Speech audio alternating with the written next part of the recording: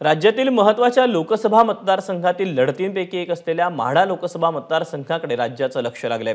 धैर्यशील मोहिते पाटलांनी ऐनवेळी शरद पवारांच्या राष्ट्रवादीत प्रवेश केल्यानंतर माढ्यात अनेक नवनवीन ट्विस्ट पाहायला मिळाले। त्यात विठ्ठल सहकारी साखर कारखान्याचे चेअरमन अभिजित पाटील यांनी उपमुख्यमंत्री देवेंद्र फडणवीस यांची भेट घेतल्यानं इथली राजकीय गणितं आणखी बिघडली। पंढरपूर इथल्या जाहीर सभेतून देवेंद्र फडणवीसांनी अभिजित पाटलांच्या कार्यक्षमतेचं कौतुक करत विधानसभेच्या तयारीला लागण्याचेही संकेत दिलेत। तसंच कारखान्याच्या अडचणीचा आणि कर्जाचा प्रश्न पुढील 3 ते 4 महिन्यात मार्गी लागेल असं आश्वासन देखील दिलं। काही लोकांनी सांगितलं की आपल्याला अभिजित पाटील कारखाना महत्त्वाचा आहे, राजकारण महत्त्वाचं नाहीये। अभिजित पाटलांनी सांगितलं ठीक आहे जाऊ द्या, कारखाना महत्त्वाचा आहे।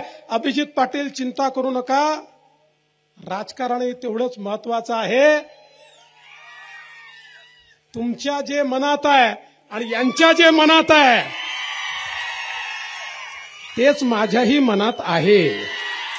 त्यामुळे योग्य मार्गाने सगळ्या गोष्टी करू, काळजी करू नका।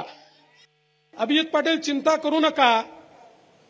हा जो काही आमचा विठ्ठल परिवार आहे, या परिवाराचे प्रमुख तुम्ही आहात, पण आता विठ्ठल परिवारामध्ये जबरदस्ती दत्तक म्हणून मी येतोय।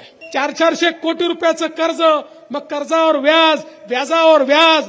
अभिजित पाटील तुम्ही किती मेहनत केली तरी कंबर मोडेल पण यातनं बाहेर निघू शकत नाही। याच्याकरता वेगळं ऑपरेशनच करावं लागेल। पुढच्या 3 ते 4 महिन्यामध्ये आपण लॉंग टर्मचं सोल्युशन या कारखान्याचं काढून या कारखान्याचं पूर्ण पुनर्वसन करण्याची जबाबदारी आता तुमच्यासोबत मी घेतलेली आहे। एबीपी माझा, उघडा डोळे बघा नीट।